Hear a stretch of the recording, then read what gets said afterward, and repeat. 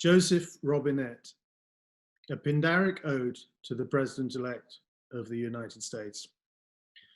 Joseph Robinette, 12 or 13 suns have set, and people saying it isn't over yet.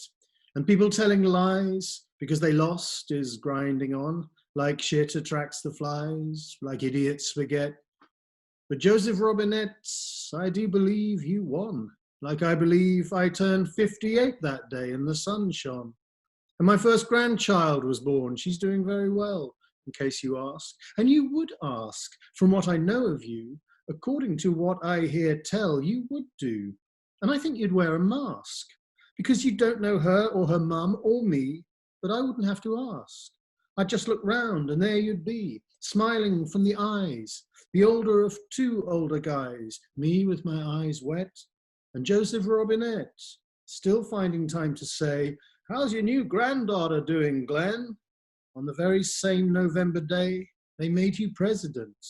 And I wouldn't say it's Glyn, not Glenn, as normally I would, because your words would be well meant, and way past etiquette, Mr. Joseph Robinette.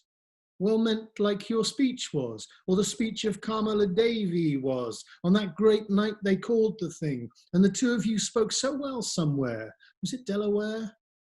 Delaware. Wilmington, Delaware. Well meant town in Delaware. That sounds like a silly thing, but your name has bide in it, and your opponent's name, who gives a crap?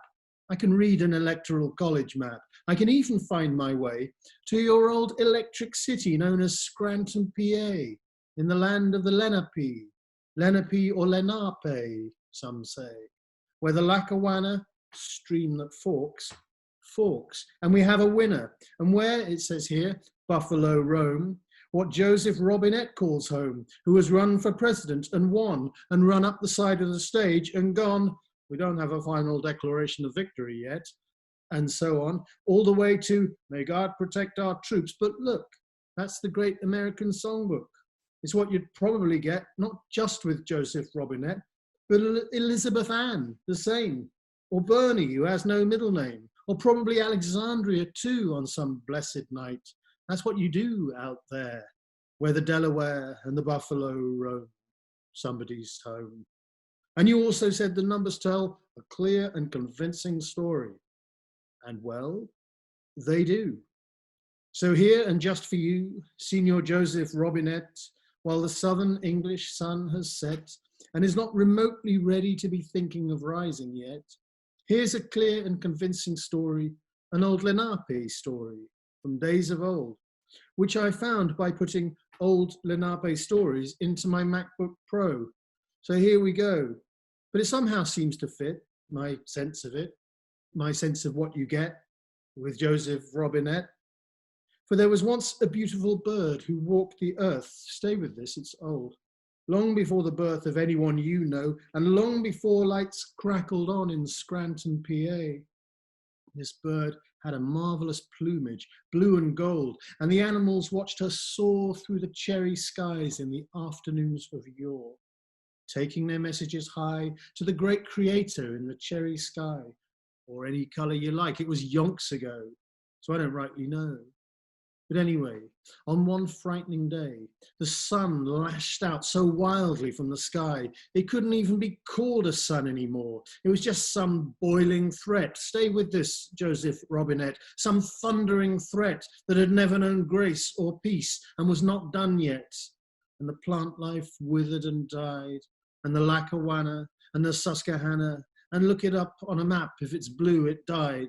And the sun that was not a sun at all just leered down at Mother Earth till everything she loved had disappeared, and everything that was worth anything was gone.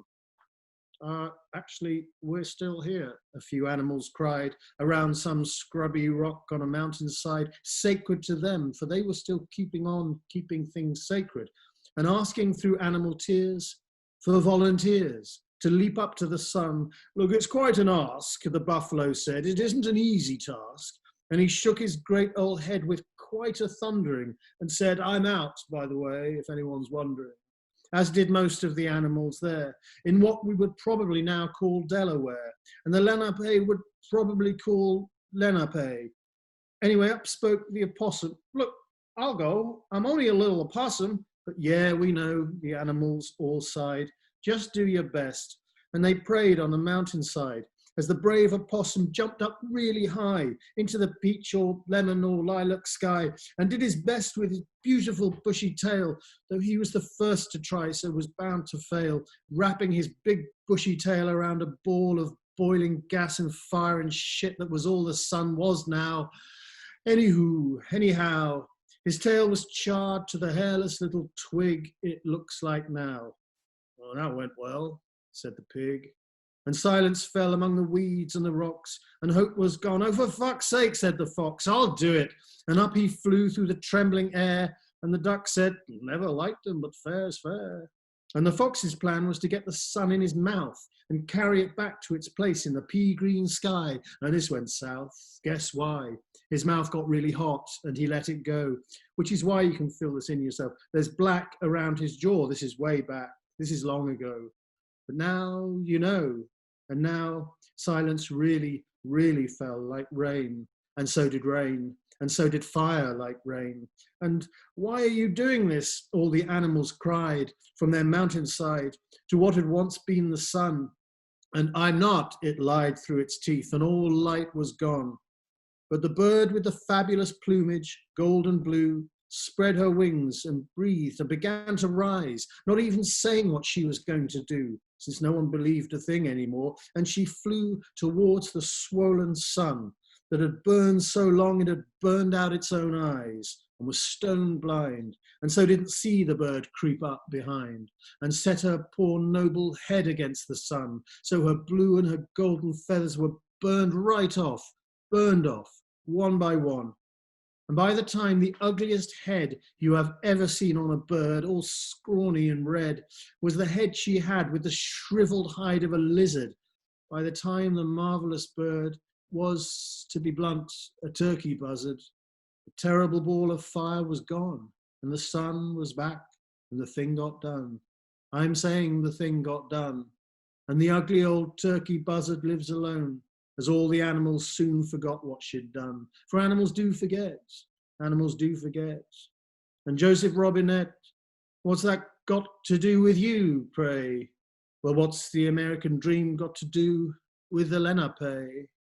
That aside, you won, and Carmela Davy won, and I cried many, many a tear, but also about my grandchild, Dorothea, don't forget, Joseph Robinette. But you won, and the good, the kind, the fair, the true won't get everything they want, but they never do. But they did get this in November 2020, and for such as the earth is now, I call it plenty. And though we shall never meet, I say well met, Joseph Robinette Biden Jr. Well met.